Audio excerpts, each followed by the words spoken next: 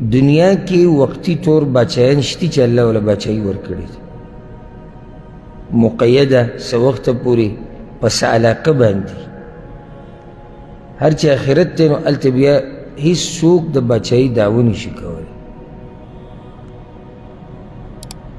دلته دنیا کې خو دعویدار شتی که نه وقتی طور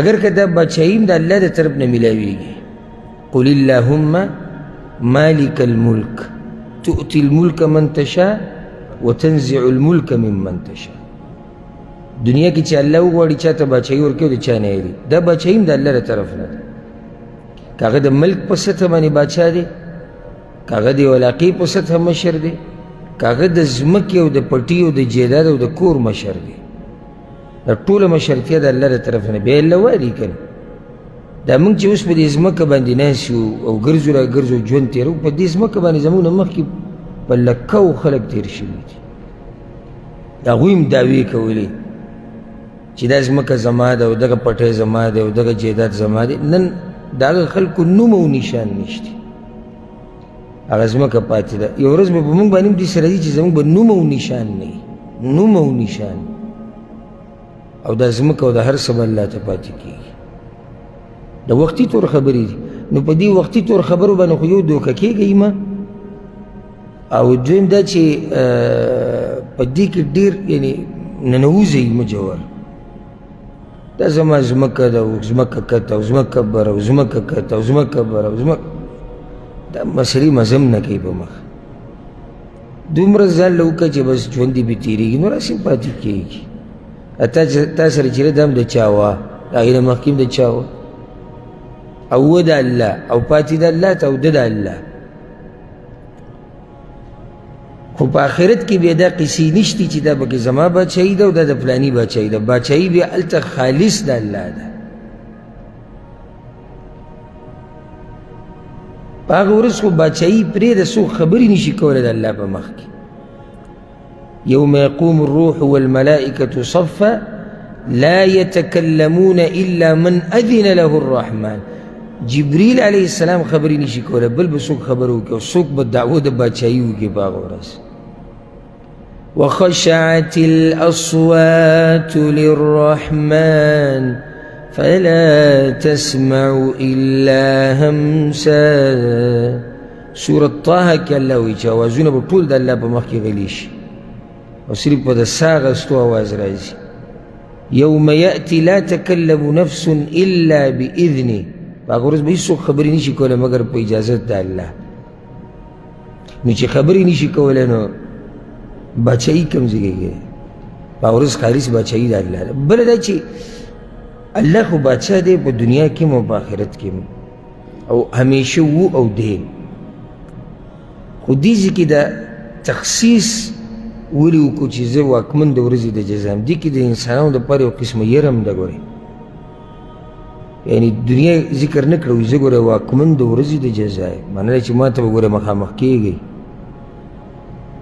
مخکې یو خبره تېره شوه الرحمن الرحیم چې الله بې حد مهربان همیشه مهربان داسې نه چې ته دې آیت ته ډډه ولګې الله مهربانه دی او بل چې څه دې زړه کې راځي هغه کوه نه الله وایي واکمن د ورځې د جزا زه یم ګوره ما ته به مخامخ ودرېږئ نو دې کې یو قسمه یرم ده ځکه الله دا خبره خاص کړې چې آخرت کې زه واکمن مالک یوم الدین یوم الدین یوم ورځې ته وایي او الدین حساب کتاب ته وایي جزا ته وایي د قیامت ډېر زیات نومونه دي تقریبا 22 ته رسي او نومونه چې ډېر دي دلالت په عظمت باندې کوي چې دا یو ډېر عظیمه ورځ ده نو یو نوم د هغه ورځې څه دی یوم الدین او یوم الدین دا دین په عربۍ کې جزا حساب کتاب ته وایي د دین ډېرې معنی دي خو موږ به ګوره تفصیل نه کوو دا مناسب نه دی دا وخت د تفصیل لپاره الدین ټکی په عربۍ کې په ډېرو معنو راځي خو یو معنی ده حساب کتاب دا بس خلک وایي چې د قرآن باندې دا پوهېده بس اسان دي نو د کومو خلکو ته چې لږ ډېر عربي معلومه وي په دې عوامو کې چې کم خلک په عربۍ باندې لږ ډېر پوهېږي یا داسې ابتدایي طالب علم یې عربي لږه ډېره زده کړي، نو قرآن کې چې کم ټکي د عربۍ راځي دی په هغه معنی علي کم چې ده په ذهن کې او پوهه نه وي. دا قرآن په دې باندې پوهېده دا یو لوی کار دی، دا بغیر د استاذ نه کېږي. اوس دین خو په عربۍ کې واضح دی چې دغه دین ته وایي دین اسلام نه، او داسې به ډېر ډېر مثالونه راځي په منځ منځ کې چې هغه د خلکو په ذهن کې یو شی او معنی بل شی دی. دلته د دین نه مراد څه دی؟ حساب کتاب. لکه الله قرآن کې وایي سورة النور کې یومئذ یوفیهم الله دینهم الحق، قیامت په ورځ به الله دوی له ورکي پوره پوره حساب کتاب د دوی. نو هلته دینهم الحق، د دوی دین یعنی د دوی حساب کتاب به پوره پوره الله دوی سره کوي. ان الدین لواقع، قرآن کې شته کنه، یعنی حساب کتاب راتلونکی دی، یقیني خبره ده. نو الدین معنی څه ده؟ حساب کتاب. دلته به ته یو بله فایده ذکر کړم. د دې ځای پورې د الله 5 نومونه ذکر شو: الله، رب، رحمان، رحیم، مالک یوم الدین یا مالک. دا یو مولوي صاحب بیان ما اورېدو، هغه پکې د خپل پارټۍ حقانیت بیان کو. وی ګوره 5 نومونه دي، نو زمونږ پارټي ته ثابته شو. سړی د الله نه یېرېږي، مخې ته کتاب پروت دی د الله او دې پارټیانې ثابتې تنظیم. بیا د بخاري ختمې کوو، اخرنی حدیث سبحان الله وبحمده سبحان الله العظیم. وګوره دا څو ټکي د دې نه زموږ حقانیت ثابت شو چې زموږ د جماعت زموږ د تنظیم دا په حق دی. دا مسخري دي، ټوغې دي هسې. یو فایده به ته ذکر کړم، بعضو علماو ذکر کړې ده او ډېره خوندوره ده. وایي 5 نومونه د الله ذکر شو، نو په دې ترتیب سره ته فایده واله چې الله تا ته وایي چې زه الله یما. اولنی نوم الله راغی ده، زه الله یم. الله کې معنی دا پرته چې الله معبود دی، د هغه بندګي به کوي. زه الله یم، ما ته پیدا کړی. رب العالمین، نو بیا مې دله بېشماره نعمتونه درکړي دي او ستا تربیت مې کړی. نو تا بیا ګناهونه او نافرمانیانې کړي دي هغه الله رحمان دی په تا باندې پرده راچولی ده. او بیا صرف دا نه، سره د دې تاله بیا طاقت او توفیق درکړی دی چې ته توبه وباسې، نو هغه الله رحیم دی، همیشه مهربان دی. نو داسې نه چې چېرته ته دې ته ډډه ولګې چې الله په ما پرده راچولې ده او ما له توبې توفیق راکوي او همیشه په ګناهونو کې پروت وي.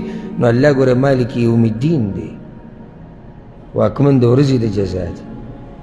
او داسې ډېرې فایدې په قرآن کې شتي او زموږ د ذهن ته راځي په مخه، خو وخت ډېر کم دی او چې هره خبره بیانو بیا به رانه وخت ډېر ولګي. خو داسې یو فایده د بعضو علماو خپل تفسیرونو کې ذکر کړې ده او ډېره خوندوره ده. نو دې ځای پورې د الله څو نومونه شو؟ 5. اوس ګوره، الله دی، رب دی، رحمان دی، رحیم دی، مالک دی.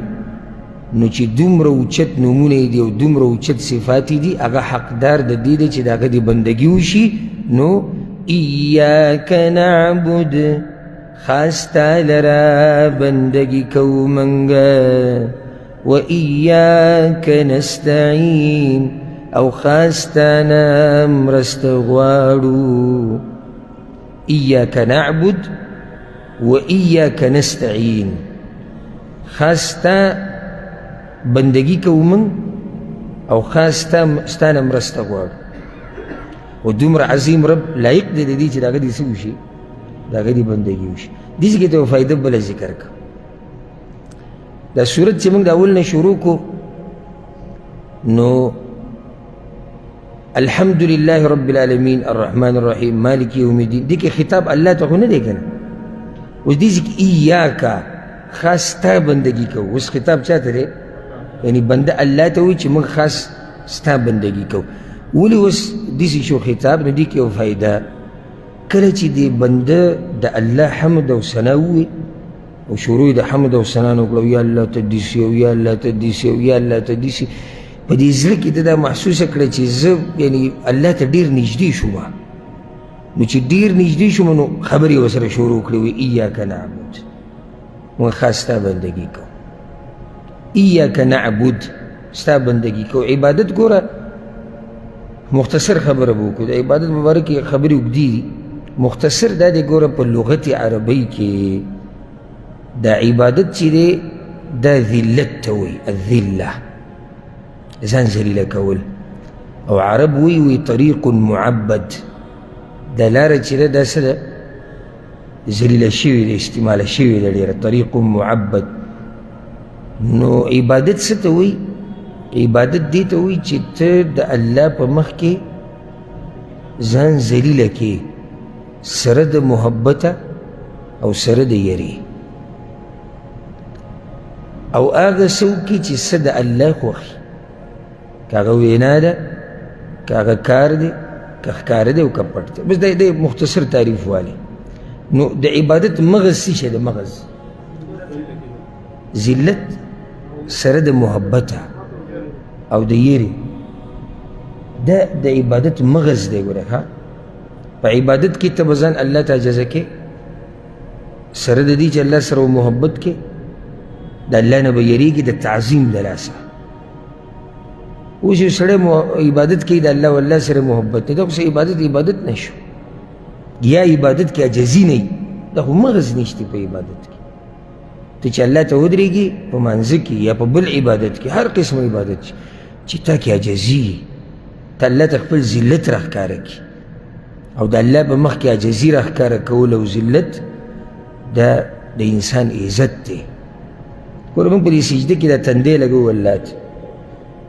مخلوق ته که څوک راته به دې مرۍ باندې توره کېږي که نه، معمولي دا سر ټیټول موږ ته ګران دي، نشو. او د الله په مخ کې چې هغه ته دا تندی موږ په خټه کې کېږو او دا تندی په دغه خاورو کې خاوره شي، نو بیا به موږ حق ادا نه کړو. او څومره چې وخت تېرېږي د دغه تندي په دې خاورو کې، دومره به خوند ډېرېږي. دا ناشنا خوند په دې عبادت کې الله اچولی دی. نو ایاک نعبد، یا الله موږ خاص ستا بندګي کوو. طریقه د عربۍ طریقه دا ده مشهوره چې مفعول وروستو راځي، یعنی په کار داسې وه چې یا الله بندګي کوو موږ ستا، خو دلته ووایي خاص ستا بندګي کوو موږ. دا د دې دپاره معنی دا ده چې خاص ستا بندګي کوو موږ، نور د هیڅ چا نه کوو موږ. نو ځکه دغې ته مخکې کو ایاکه. او هغه څوک چې بندګي کوي فاعل هغه شاته شو، نعبدو. نو یا الله خاص ستا بندگی کوو منگا، معنی دا چې د بل هیچ چا بندگی نه کوو منگا. و ایاک نستعین، او خاص تا نه مرسته غواړو. سبحان الله، دا په زړه ولیکه. دین، ټول دین د دوو خبرو ته راوپس کېږي، د الله بندگی او د الله نه مرسته. او ځکه علما دا وی فاتحه د قرآن راز دی، د سوره فاتحه د قرآن راز دی، او د سوره فاتحه راز په ایاک نعبد و ایاک نستعین کې دی. ایاک نعبد، خاص تا بندگی کو. دا کلمه دا ټکي به د زړه نه وي. اوس دا قبر پرست چې دي، دا تصوف والا چې دي، دا پیر پرست چې دي، دا شرکي عقایدو والا، دوی دا نه وایي ایاک نعبد، وایي که نه وایي؟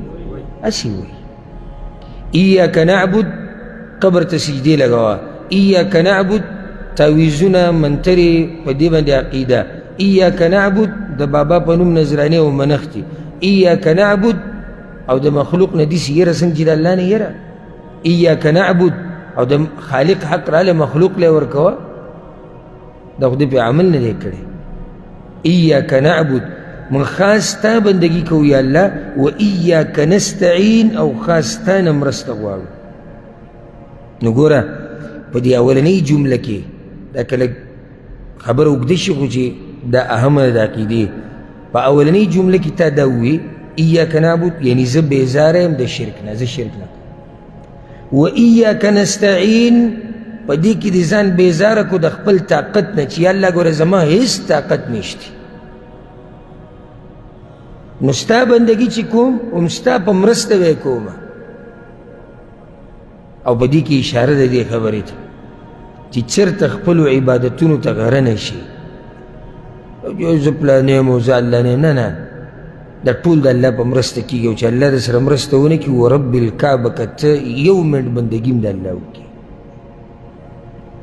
نو معنه دا شوه خاص ستا بندګي کوو یا الله من او د دغه بندګۍ کولو دپاره خاص ستا نه مرسته غواړو چې الله مرسته نه کړي نو ته هېڅ نشي کولی اوس که تاسو ناستئ د الله دې کتاب ته واورئ او ځان پرې پوه کوئ دا ګوره توفیق ته محض د الله طرف ته ستا هېڅ کمال نه دی او نه به دا سوچ کې ځان ته جونې زه ته څوک ولې ستا په شان انسانان بهر په لارو کوڅو کې اوس نه ګرځي شته که نشته ستا نه ښایسته ښایسته به وي ستا نه مالداره به وي ستا نه به په قوم کې هم زوروري د دنیا عیش او عشرت به د هغوی سره ډېر تا نه به په دې کې غورې خو ته الله چاڼ کړی دې دپاره چې د هغه دې کتاب ته کښېنې دا خو د الله رحم او کرم دی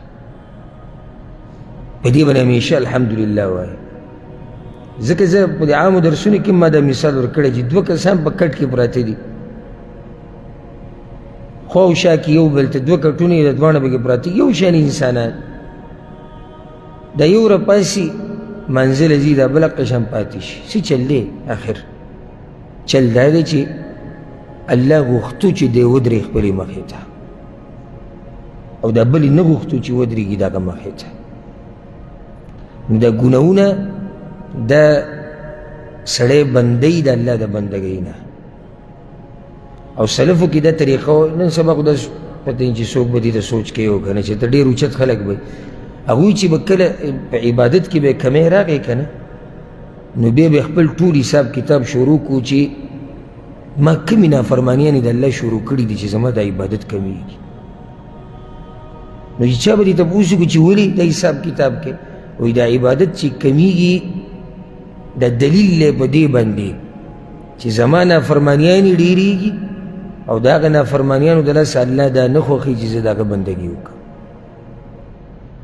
د دغه یو عبادت نه مې محرومه کړي نو د ګناه ډېر اثرات دي یو اثر یې څه دی چې ته به محرومه شې د څه نه د عبادت نه نو دا بندګي چې موږ د الله کوو د چا په مرسته کوو د الله په مرسته کوو نو دین ټول واپس ته دي دوو خبرو ته قرآن کې دا دي ګوره سورت هود کې الله وایي فاعبده وتوکل علیه د الله بندګي کوه او الله ته ځان وسپاره دغه معنی ده که نه ایاک نستعین الله ته ځان سپارل معنی ده چې زه ټوله مرسته تا نه غواړم نو ایاک نعبد و ایاک نستعین د الله بندګي کول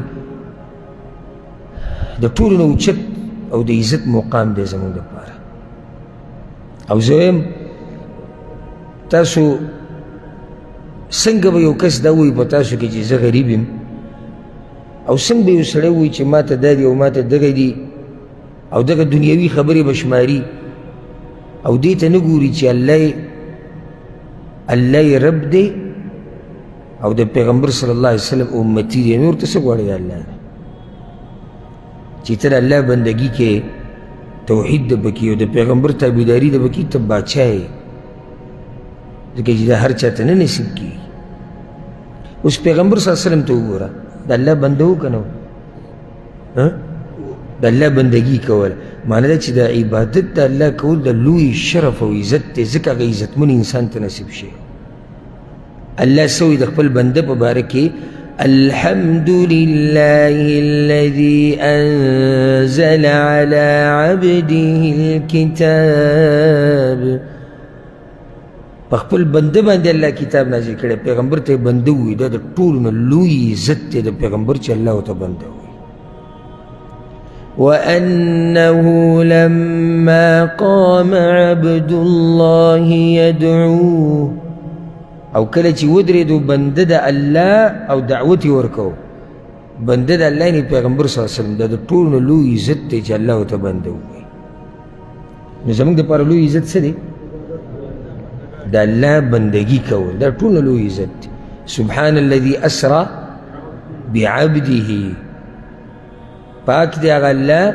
چې خپل بندې بولو خپل بنده پیغمبر صلی الله علیه وسلم دی د مسجد حرام نه مسجد اقصی دی نو عبادت یو لوی شرف او عزت ته الله دی د مرګ پورې موږ له توفیق راکړي د الله د بندګۍ د کولو خو یاد کړئ دا خبره چې ایاک نعبد یا الله موږ ستا بندګي کوو په دې کې ګوره موږ آزاد نه یو آزاد معنی څه ده یعنی موږ د الله بندګي کوو الله موږ پیدا کړي هم دی الا وما خلقت الجن والانس الا ليعبدون د الله د بندګۍ دپاره هو یاد کړه دا خبره چې الله موږ آزاد نه یو پرېښودي بې پیغمبر را لېږلی دی کتاب نازل کړی دی چې دا بندګي به تاسو بیا د دې پیغمبر نه یې زده کوئ دا نه چې خپله مرضي کوه دوه خبرې بندګۍ کې دي بندګي به خالص د الله کې ایاک نعبد په طریقه د چا به یې کې د پیغمبر صلی الله علیه وسلم د دوه خبرې لازم دي نو په عباداتو کې خلک په څلور قسمه دي دا فایده یاده کړئ یو قسم خلک هغه دي چې دوی کې اخلاص هم دی او د پیغمبر تابعداري هم کوي دا د ټولو نه اعلی مؤمنان دي دویم قسم خلک هغه دي چې نه اخلاص دي نه د پیغمبر تابعداري شته دا بدترین مخلوق دی دریم قسم خلک هغه دي چې اخلاص پکې شته خو طریقې د پیغمبر نه ده دا بدعتیان دي څلورم قسم خلک هغه دي چې دوی کې اخلاص نشته خو عبادت په طریقه د پیغمبر کې دا ریاکار دي د دوی د اعمال برباد دي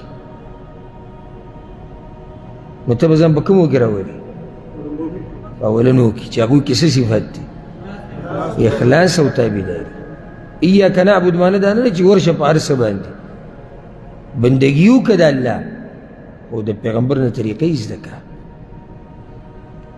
نه چې ته به خپله بندګي شروع کړه د الله چې څنګه کې اوس ګوره دا مونځ د الله بندګي ده که نه ده خو که داسې کار وکړو د بندګۍ د ډېرولو دپاره د سحر دا مونځ دا روان چې کوم دی چې دا 3 رکعاته څه خیال دی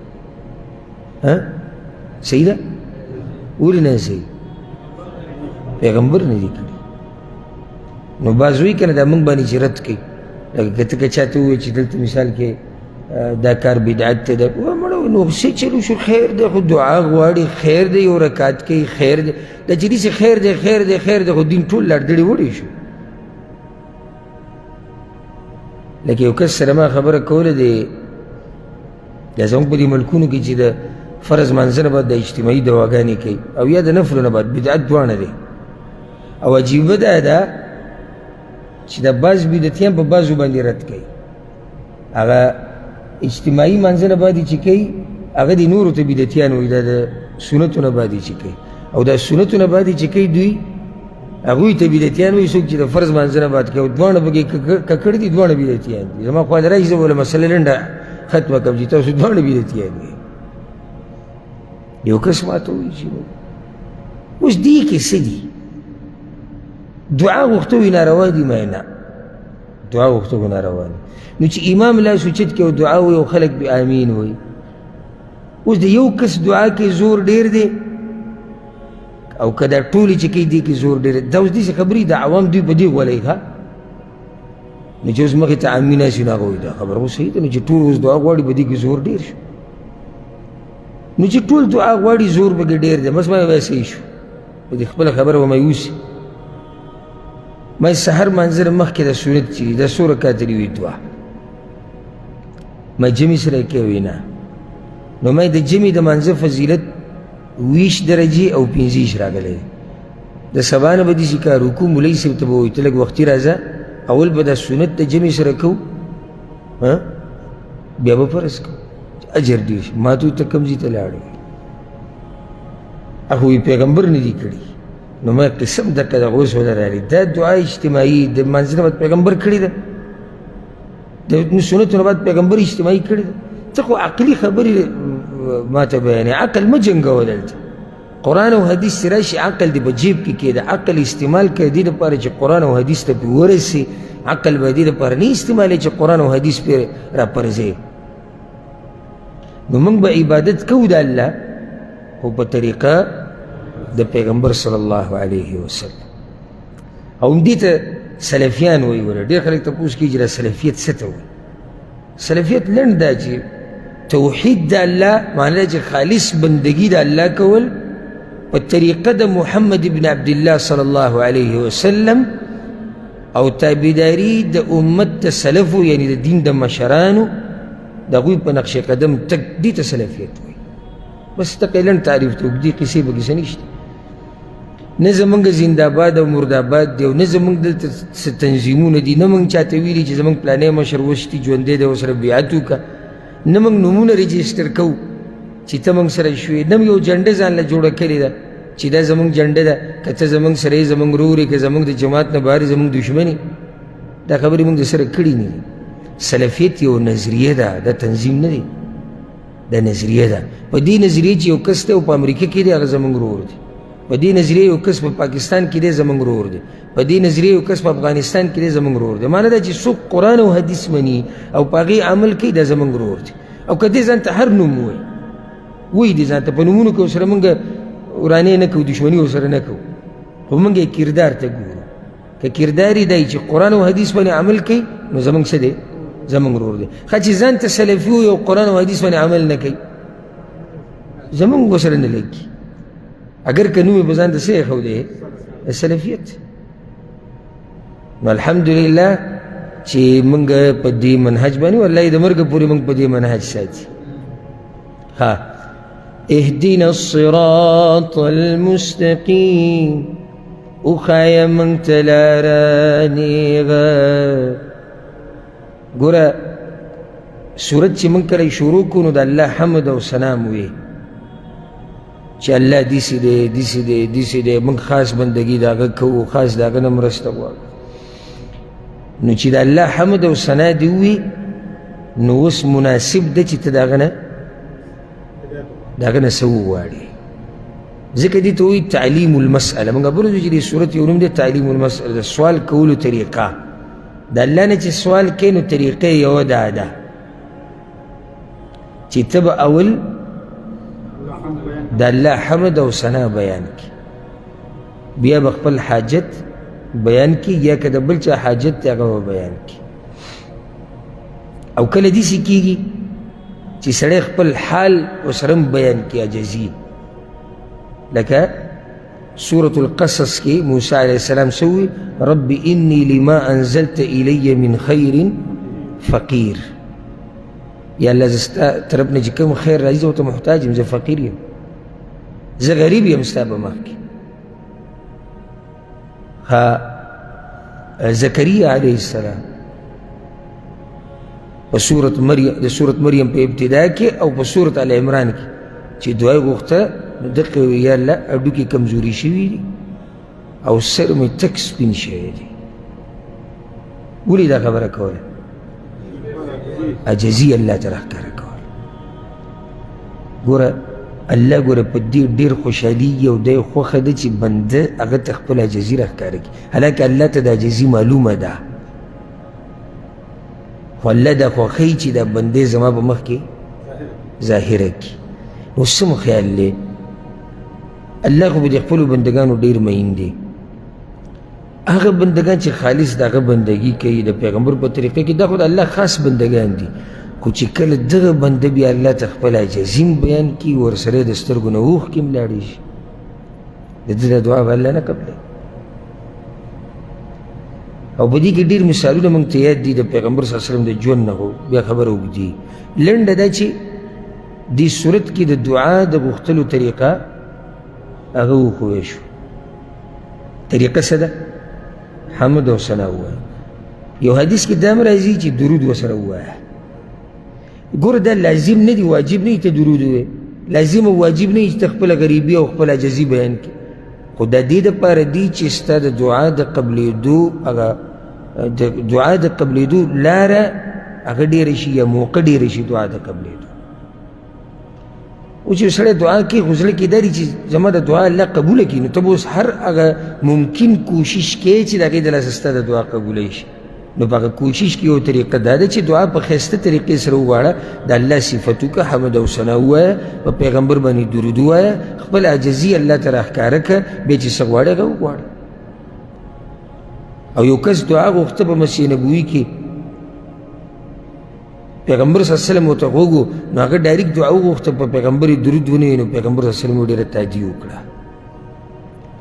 د تادي وکړه وي بیا چې کله په بله موقع هغه په پیغمبر باندې درود ووایي که نه پیغمبر صلی الله علیه وسلم ورته اوس چې څه غواړې الله به یې درکړي او بیا د دې بعضو دا دعاګانې دغه خو پرېږده حمد او ثنا سیټ ته که درود سیټ ته که خپل عاجزي راښکاره کول هغه سیټ ته که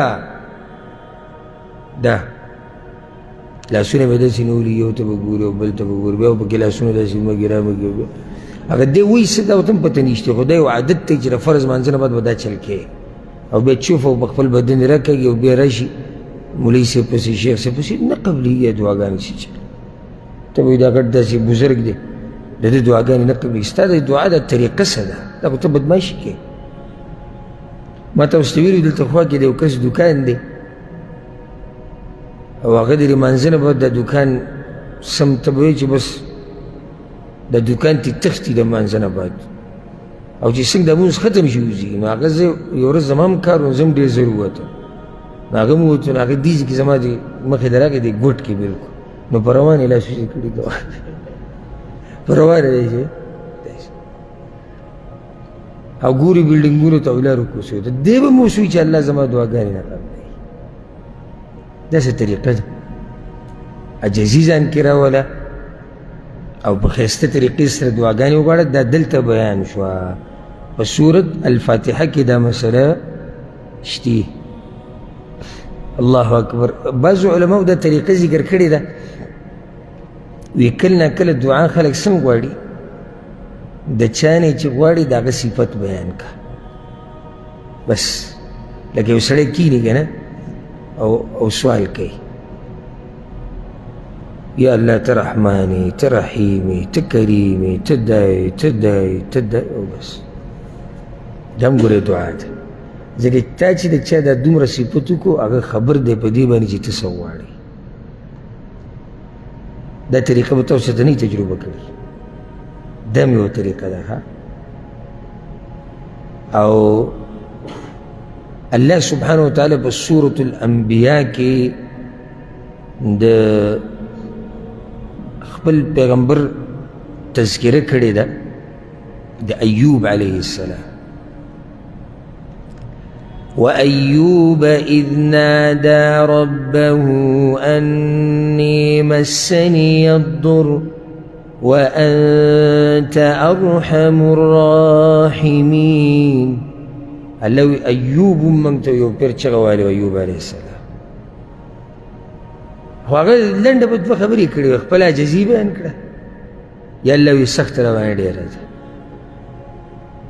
ښه نو ویسه الله ته او ته مهربانه او ډېر مهربانه بس فاستجبنا له فكشفنا ما به من ضر الله وي موږ هغه دعا قبوله کړه اواز یې واورېد رب العالمین خو پوهېږي چې ده په زړه کې څه دي کله دعا دې څه غواړي خو ګوره دا راته ووایم یعنې په دې به دا خبره ختمه کړم د دې دعاګانو په باره کې رازونه که معلومول غواړي د داسې کس سره کښېنه چې هغه ډېر دیندار او د دعاګانې ډېرې غواړي هغه به درته داسې ښایسته ښایسته خبرې ډېرې وکړي او که ته په دې کې نه پاتې شوې دعاګانې ډېرې نه غواړي دې ستا به تجربه نشته او نه دغه سړی په دې رسي په دې باندې کښېنه د هغه عالم سره د هغه دینداره ملګري سره چې هغه د الله سره دا مضبوطه رابطه ساتي د دعاګانو دا اوس یو ناشنا طریقه ده چې ته صرف او صرف د الله حمد او ثنا بیان کې بس او الله علیم بذات الصدور دی ستا په زړه کې څه دي کوم حاجت ستا الله ته د هغې پته شتي که نشتې ورته پته ورته شتي ها دعا څه وغوښتې شوه وښایه موږ ته لاره نیغه اهدنا هدایت موږ ته هدایت راکړه دا هدایت ټکی نه دی، هدایت دا په قرآن کې 300 پیرې راغلی دی، 298 298. او هدایت معنی خو واضح ده، ښودل دې ته هدایت وایي. یا الله موږ ته وښایه، هدایت راکړه موږ ته کوم طرف ته، نیغې لارې ته.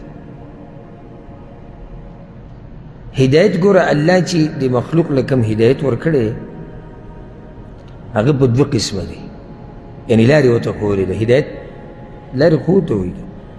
یو هدایت عام دی، الله دې ټولو مخلوقاتو ته کړی. کوم هدایت دی؟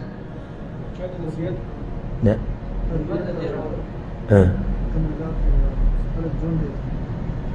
ستا د جواب صحیح دی، خو که تعبیر دی ولا صحیح. نه، هدایت په معنی د دې چې الله ټول مخلوق ته د ژوند د تېرولو طریقه ښودلې ده، دا مې هدایت دی.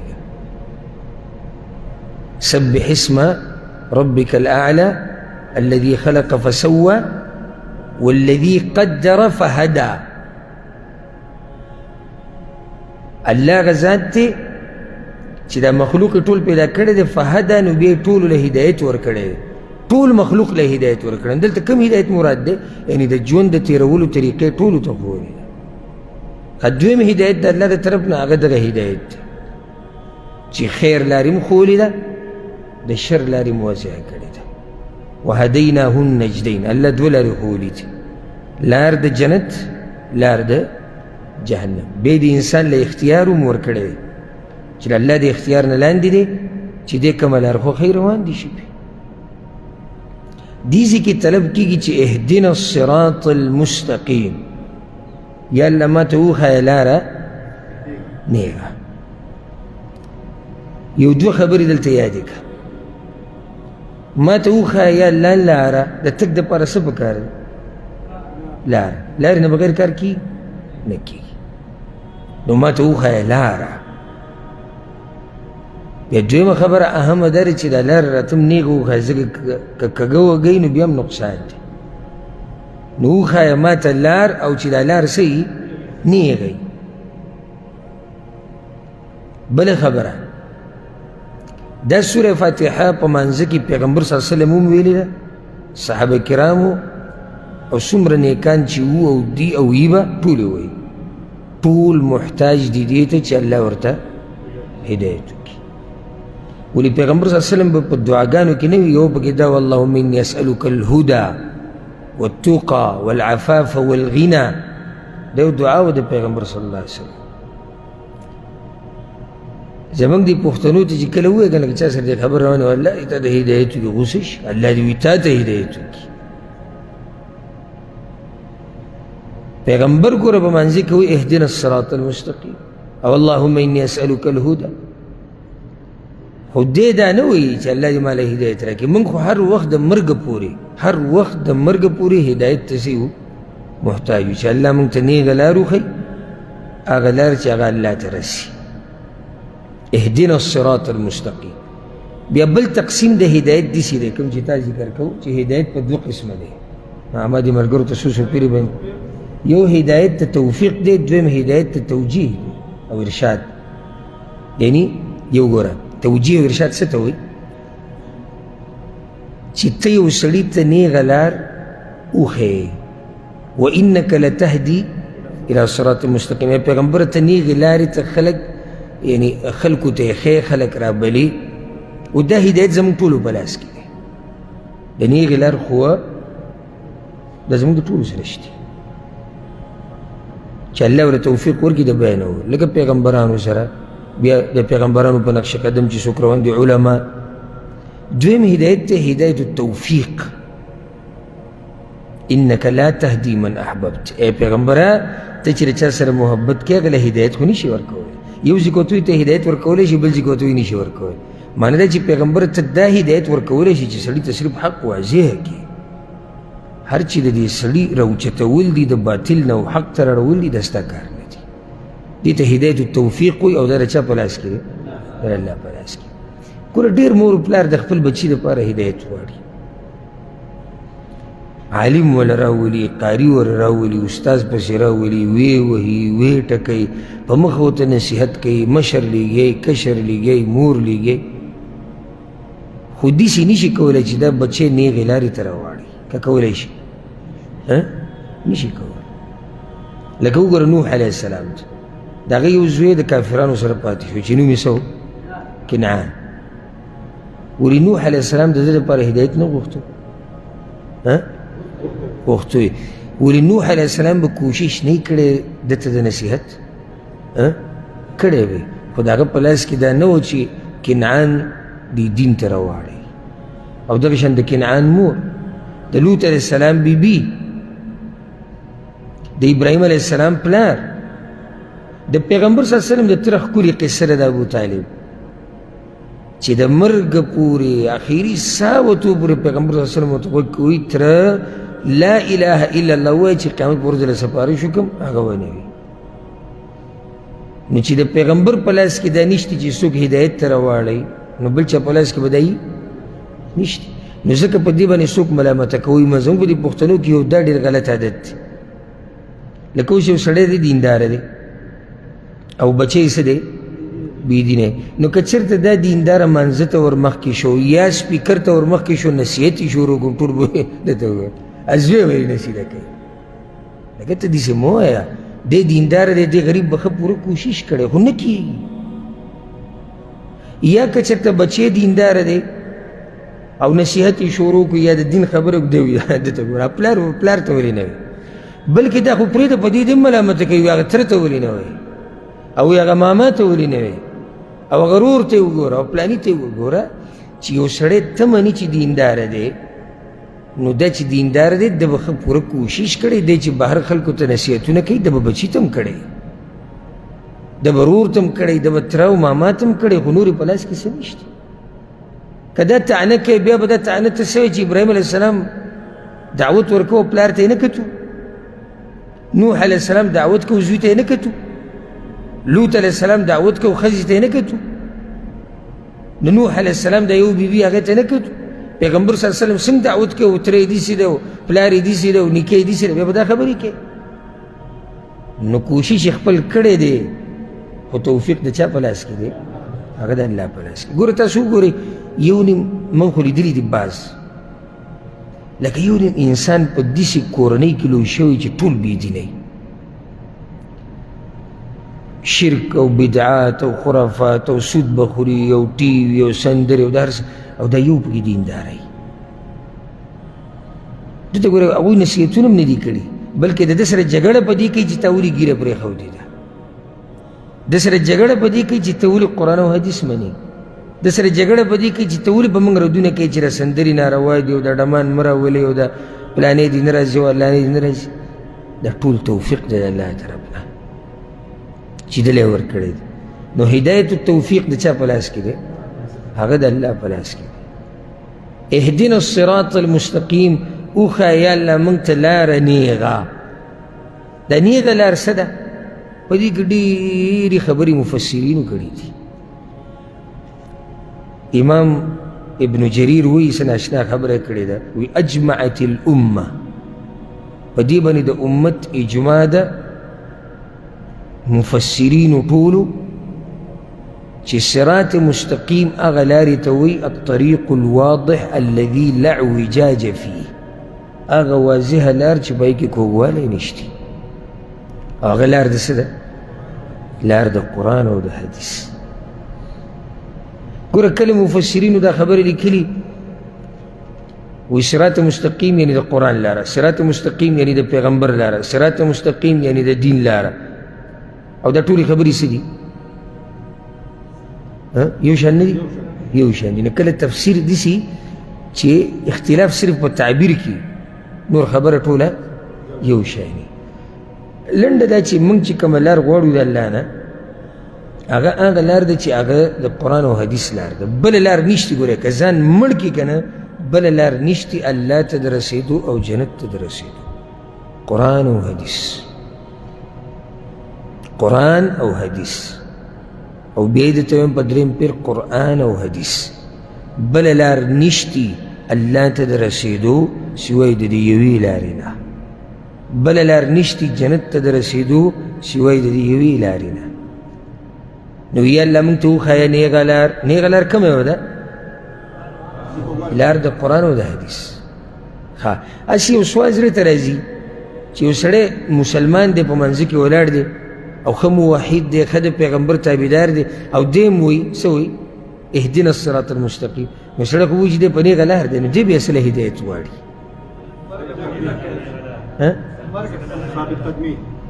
کېدای شي دی یو جواب وي، یعنې دلته مطلب دی چې الله په دې نیغه لار مې مضبوط ساته د مرګه پورې.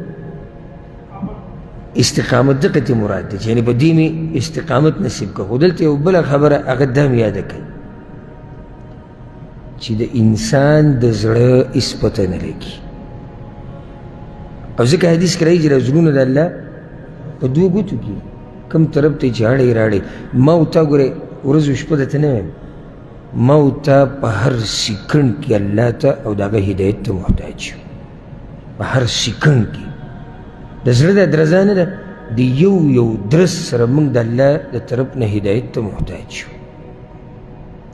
الله قرآن کې وایي یا ایها الذین آمنوا آمنوا، ای ایمان والو ایمان راوړئ. سورة النساء کې الله نو ای ایمان والو ایمان راوړئ. ایمان خو هغوی راوړئ، معنی دا چې په دې ایمان څه شي؟ مضبوط شي، د ایمان کې ترقي وکړئ. ربنا لا تزغ قلوبنا بعد اذ هدیتنا، یا الله زموږ زړونه مه کږوه وروسته د هدایت نه. دا معنی نه د دې چې ته بار بار وایې اهدنا الصراط المستقیم، که ته په هدایت ومې، خو معنی پکې دا دی چې یا الله اوس کوم هدایت چې دې را نصیب کړی د دې نه مې وانړې، په دې مې مضبوط ساته. صراط الذین انعمت علیهم، لار داغه کسانو چې نعمت کړی دی تا په هغوی. صراط الذین انعمت علیهم، لار داغه کسانو چې نعمت کړی دی تا په هغوی. اوس وضاحت سوال یې وکړو، خو بیا یې د دې صراط مستقیم تفسیر وشو، ځکه دې ته علما وایي د الله دا وینا صراط الذین انعمت علیهم دا مفسر دی د صراط مستقیم، یعنی نیغه لار تفسیر یې دا دی. کومه نیغه لار؟ لار د هغه کسانو چې الله پې انعام کړی، نعمت یې پې کړی، احسان یې پې کړی. دا څوک دي چې الله پې انعام کړی دی؟ دا ډېر زیات دي. یو مشهور خو دا دی چې علماء ذکر کوي سورة النساء کې الله څه وایي؟ ومن یطع الله والرسول، څوک چې د الله ومني او د الله د پیغمبر فاولئک مع الذین انعم الله علیهم، نو دی به شي د هغه چا سره چې الله پې انعام کړی. هغه څوک دي؟ من النبیین والصدیقین والشهداء والصالحین، پیغمبران، رښتیني، شهیدان او صالحین، یعنی په دوی الله انعام کړی او انعام یې پې کړی ځکه خو یې دغه ځای ته رسولی دي. بغیر د الله د انعام نه پیغمبري میلاوېدی شو دی پیغمبرانو ته؟ نه. دا رښتیني چې دغه مقام ته رسېدي د الله په انعام سره، شهیدانو ته چې دا مقام میلاو شوی د الله په انعام سره، نیکانو خلکو ته چې دا مقام میلاو شوی د الله په انعام سره، نو ته الله ته وایې یا الله ماته لار هم د حقه خلکو وښایه. دویمه دا یاده کړه، انعام په چا باندې شوی دی؟ لنډ جواب یې دا واله، څوک چې الله او د الله د رسول تابعداري کوي، بس. نو دا جواب هم د قید کې دی، ومن یطع الله والرسول، څوک چې تابعداري وکړي د الله او د الله د رسول، په دوی انعام شوی دی. و چې تابعداري الله او د الله د رسول کوي انعام پې شوی دی، نو دا به لازم پیغمبرانو باندې خو شوی دی، په صدیقینو، په شهداو، په صالحینو. نو ته د هغوی لار غواړې چې د دوی په لار مې روان کړه. دلته یو څو خبرې یوه دا ډېره ښکلې فایده ده، یاد یې کوي. ته د الله نه کومه لار وغوښته؟ نیغه لار. نیغه لار ګوره ډېره سخته وي که نه؟ سخته وي، هېڅ نه کېږي ته به پوس قالین ناست یو په نیغه لار عمل کړو. بیا دلته چې را کوم ملګري ناست دي، دا ملک خو دلته دا دی چې دعوت ته، سلفیت ته، قرآن او حدیث علما بیاني، دلته خو تا ته څوک څه ویلی نه شي. نیغه لار باندې تګ تا ته به هله پته ولګي چې کله ته د هغه خلکو په منځ شي چې هغوی کاږه واږه دي،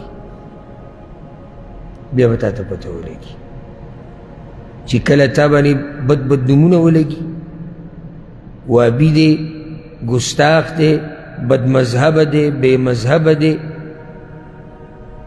خور سره نکاح روا ګڼي، د مور سره نکاح روا ګڼي، دوی دا وایي دوی دغه وایي.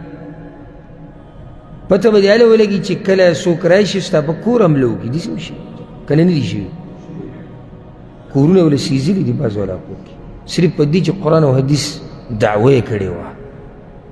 کیدی شي څوک د سره تعلقات ختم کړي، کیدی شي د کیرندې وشي، هلته بیا د نیغه لار باندې تګ پر ډېر ګران کار دی. ښه و داسې ماحول څنګه چې دلته دی، دلته هم په نیغه لار باندې تګ ګران دي. څنګه ګران دي؟ یعنې تا ته دا پته نشته چې سبا له ته په دې لارې کوې او که نه یې. نو خبره ګرانه ده که نه اسانه ده؟ ګرانه ده. نو فایده پکې دا شوه یا الله ما ته وښایه لاره نیغه، زړه کې ير راله چې پر نیغه لار باندې خو به زه څه یم، یوازې به یم.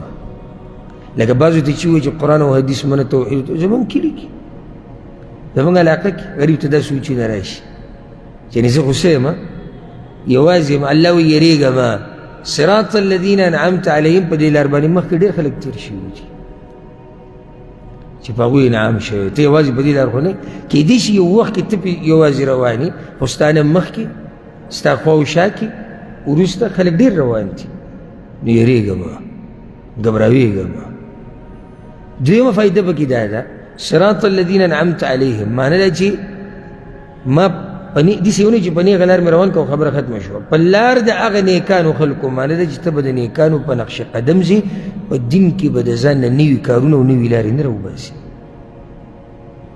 چې تا ځان له نیغه لار جوړه کړي او روانې بې، هغه صرف ستا نیغه لار دي. نیغه لار پیغمبران چې پې تللي دي، نیغه لار د دین مشران سلف صالحین چې پې تللي دي، ته به په هغه لار باندې ځې.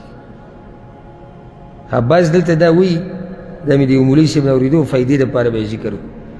وایي موږ چې د دې امامانو دا تقلید کوو، د دې څلورو امامانو تقلید شخصي او ړوند تقلید، نو د هغې دلیل دا دی چې یا الله ما ته وښایه لاره نیغه، لاره د چا چې تا پې انعام کړی، او په هغه خلکو کې یو امام ابو حنیفه دی چې الله پې انعام کړی، امام شافعي دی، امام مالک دی، هر مذهب والا خپل امام یادوي. زموږ ملکونو کې امام ابو حنیفه رحمه الله یادوي. نو ځکه موږ په هغه پسې روان. زه دا بلکل منم چې امام ابو حنیفه رحمه الله په هغه خلکو کې و چې الله پې انعام کړی ده، او انشاءالله د الله نه امید دی چې الله به بخلی او نیکانو کې. او ظالمه څومره لرې لاړې. الله چې په چا باندې انعام کړی دی، دوی په سر کې پیغمبر صلی الله علیه وسلم نه دی، نو ته دومره لرې سلی شي. بیا په دې امت کې د پیغمبر نه بعد د څلور خلفای راشدین نه دي؟ بیا د نور صحابه کرام نه دي؟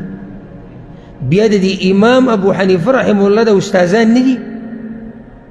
بیا نور امامان نه دي؟ او د اوسه پورې په امت کې داسې خلک نشته چې الله پې انعام کړی دی؟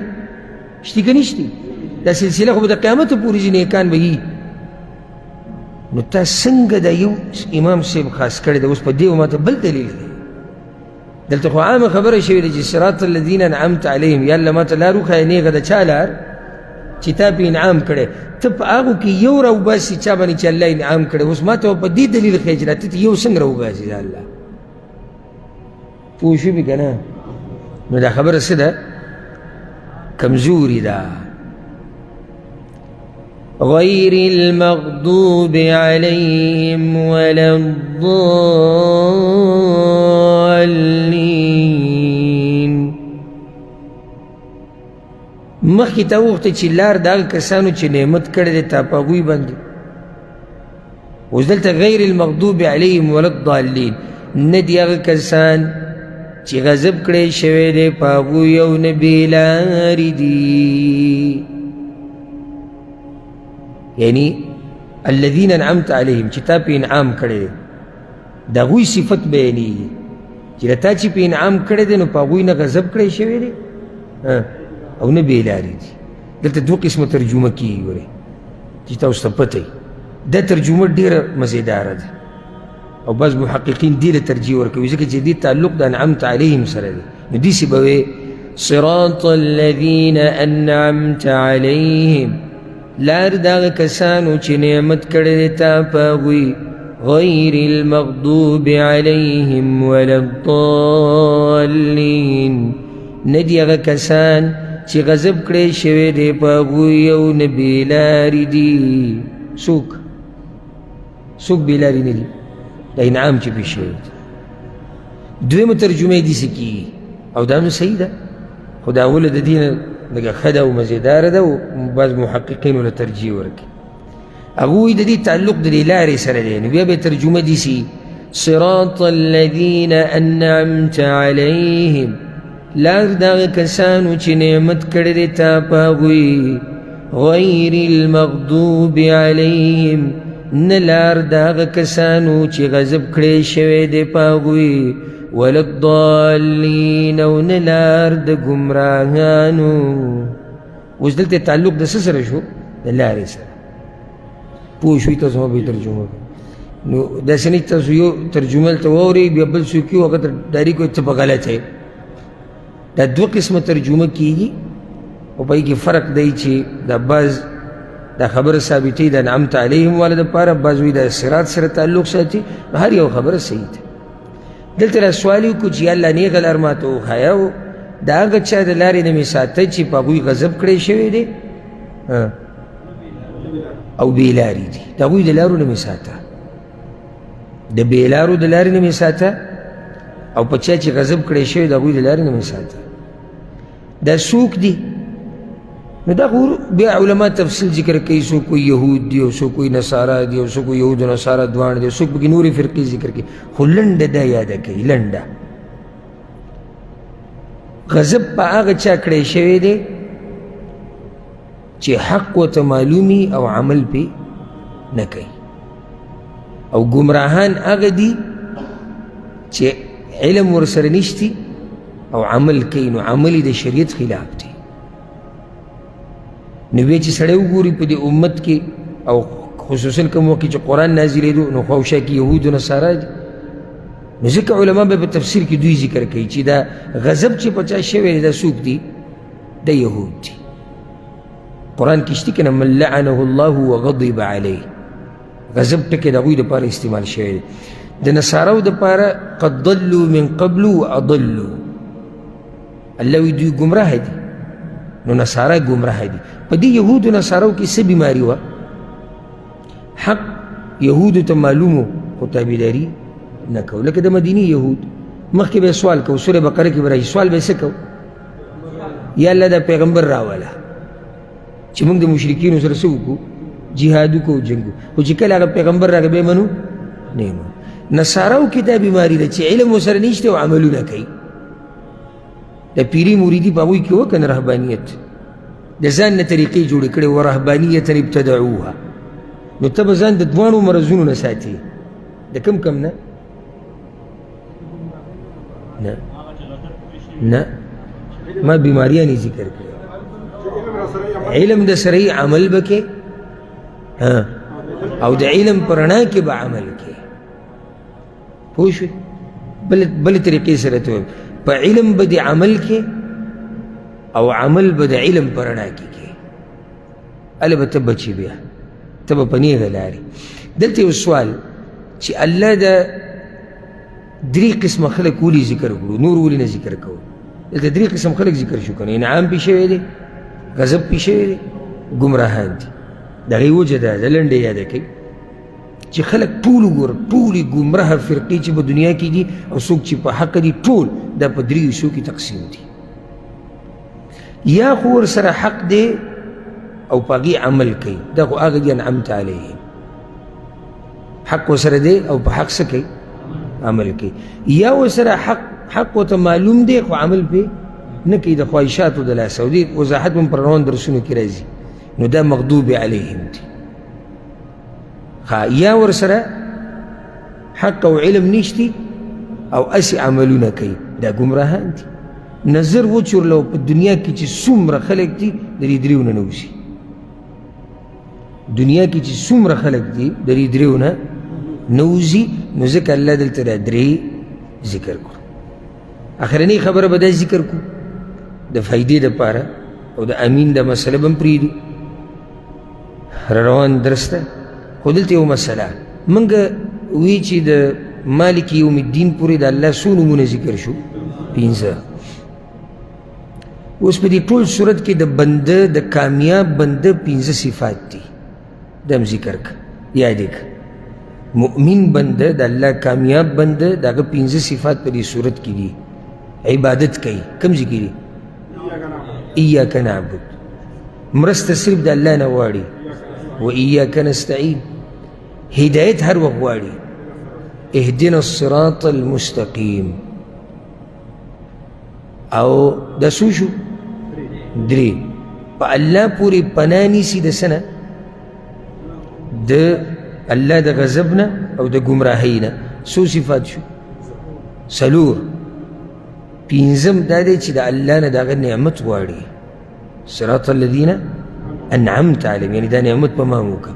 نو د اوچت بنده څو صفات دي؟ 15. بله فایده ورسره م یاده که ځه په دې صورت کې 15 عبادتونه ذکر شوي دي. بسم الله ویل عبادت نه دی؟ الله پې موږ ته امر کړی دی، پیغمبر پې امر کړی. د الله حمد ویل عبادت د الله. ایاک نعبد د الله نه مرسته غوښته. و ایاک نستعین اهدنا الصراط المستقیم د الله نه دعا غوښته. څو عبادت شو؟ 15. او دا فواید موږ دې دپاره ذکر کوو چې ستاسو جذبه ورسره ډېره شي او په علم کې هم زیاتې راشي. انشاءالله سبا به سورة البقره شروع کوو. خو د هغې نه مخکې به د امین مسله واضحه کوو چې د امین په زوره ویل غواړي که رو ویل غواړي. دا به انشاءالله سبا واضحه کوو. یو پیر به بیا ترجمه وکړو. اعوذ بالله من الشیطان الرجیم، پناه نیسم په الله پورې د شیطان رټلی شوي نه. بسم الله، خاص په امداد د نوم د الله شروع کوم. الرحمن الرحیم، چې زیات رحم کوونکی همیشه مهربان دی. الحمدلله، ټول د کمال صفتونه خاص الله لره دي. رب العالمین، چې پالونکی د ټول عالم دی. الرحمن الرحیم، عام مهربان او خاص رحم کوونکی دی. مالک یوم الدین، واکمن د ورځې د جزا دی. ایاک نعبد، خاص تا بندگی کومن. و ایاک نستعین، او خاص تا نه موږ مرسته غواړو. اهدنا الصراط المستقیم، او ښایه موږ ته لاره نیغه. صراط الذین انعمت علیهم، لار دغه کسانو چې نعمت کړی دی تا په هغوی. غیر المغضوب علیهم، ندی هغه کسان چې غضب کړی شوی دی په هغوی. ولا الضالین، او نه بېلارې دي. یا غیر المغضوب علیهم، نه لار دغه کسانو چې غضب کړی شوی دی په هغوی. ولا الضالین، او نه لاره د ګمراهانو. د دې به اکتفا وکړو، او که څوک ترجمه ورول غواړي نو موقع ورسره شته.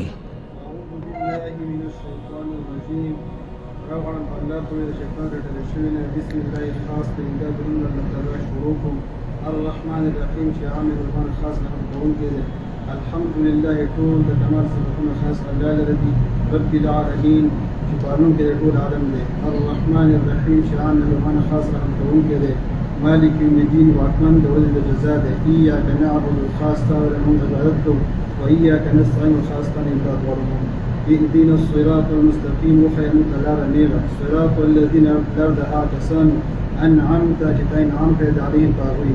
غیر المغضوب علیهم، نه لار د هغه کسانو ته غضب کړی په هغوی باندې ولا الضالین نه هغوی ګمراهان آمین یا رب العالمین. دا ترجمه ستا صحیح ده غیر المغضوب علیهم. په مغضوب کې دا فاعل نه دی ذکر شوی چې نه لار د هغه کسانو چې تا پې غضب کړی دی، نه لار د هغه کسانو چې په هغوی غضب کړی شوی دی. غضب کړی شوی دی. دلته پکې لکه صراط الذین انعمت، تا انعام کړی. مغضوب دا غضب پې هم الله کړی دی خو هغه ذکر نه شو. د هغې څه وجه ده دا به ته سبا ذکر کړم چې ولې په دې مغضوب کې دا فاعل ذکر نه شو، مجهول پاتې شو. د دې به ته سبا یو وجه ذکر کړم. بل څوک؟ نه ته نه.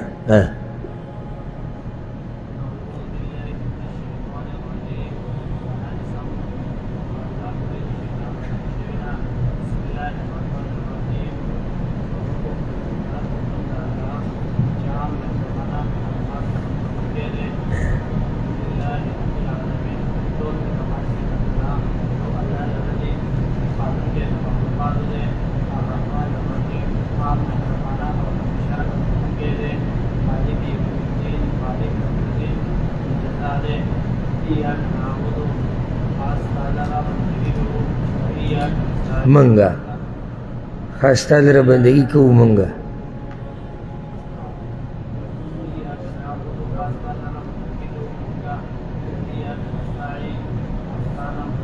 او خاص تا نه مرسته وکړو.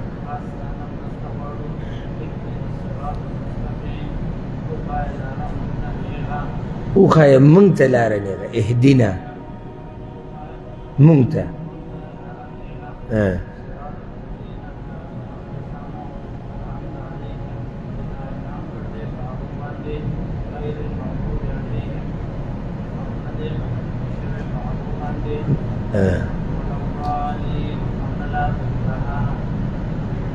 په دې اخره کې دغه دواړه دوه قوله چې ما ذکر کړي ترجمه کې دواړه دې ګډ وډ کړي وو. بس اولنی یې سړي دغه اولنی وو، دویمه یې دویمه وو. صحیح ده، هېڅ خبره نه. خو دا حدیث یې ګوره غیر المغضوب علیهم، نه لار د هغه کسانو چې په هغوی غضب کړی شوی دی، ولا الضالین او نه لار د ګمراهانو. د هغې نه مخکې ما یې ترجمه داسې کړې وه غیر المغضوب علیهم، نه دی غضب کړی شوی په دغه کسانو دا کوم چې ذکر شو خوا کې هغه انعمت علیهم دي، ولا الضالین او نه ګمراهان دي. آخرنی بل کس به څوک واوري؟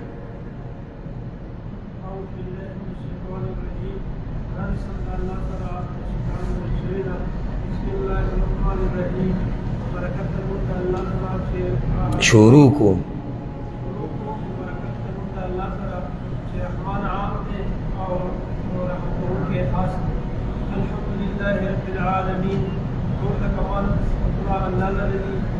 قانون کې د عالم دی الرحمن الرحیم او عام مهربانه دی او خاص مهربانه دی. مالک یوم الدین واقدار د ورځې د جزا دی. ایاک نعبد و ایاک نستعین او خاص تعالی عبادت کوو او خاص تعالی مدد غواړو. اهدنا الصراط المستقیم او خیر موږ ته لاره نیغه. صراط الذین لا دا کسانو انعمت علیهم تاسو په انعام کړی دی، چې تا په انعام کړی تاسو نه انعام کړی دی. غیر المغضوب علیهم او نه لار د هغه کسانو چې پرې غضب کړی شوی دی، ولا الضالین او نه لار د ګمراهانو. بارک الله فیکم. دا موقع چې چاته میلو شي د هغه دپاره عزت او شرف دی، او تا ته ما د موقع په دې در نه کړه خفه نه شي خو ته تکړه یې. بارک الله فیک. او بل دا چې کوم کسان ګوره دا موږ سره شرکت په دې مشارکه کوي جواباتو کې یا ترجمه کې، دا زما په نظر کې مي که سبا له دا دوره الله ماله ژوند راکړو موږ ختمه کړه او موږ څه شهادې سند ورکړو، دا کسان زما ذهن کې چې د ستنو سره ناستي ګوټونو کې ناستي دی به وایي زه هم ناست وم، ما ته پته لګي دی به ناست خو ما ته خو پته نه شي چې ناست و که نه و ناست. نو کوشش دا کوئ چې مشارکه کوي. یو سړی ترجمه غلطه وکړي موږ ورته صحیح کوو که موږ دې دپاره دلته څه دپاره ناست یو. ترجمه یې غلطه وکړه دی به صحیح شي. یریږي بعضو یریږي سجدې کې یری څه دي. په دې مجلسونو کې چې را بعض خبرې شروع کړي د دنیا د سم یو تقریر به درته 2 غنټې وکړي بای کې نه یریږي، او چې الله د کتاب خبر راشي به وایي یریږم او رپېږم او په ما باندې هیبت راشي او دا راشي او دا یو پیر دوبۍ بیا به صحیح شي. نو کوشش کوو انشاءالله ان شاء الله سبب بیا د سوره فاتحه سوره بقره نه شروع کو. الله سبحانه وتعالى دې موږ پوهږي په قرآن باندې. هذا والله اعلم وصلى الله وسلم على نبينا محمد وعلى آله وصحبه أجمعين.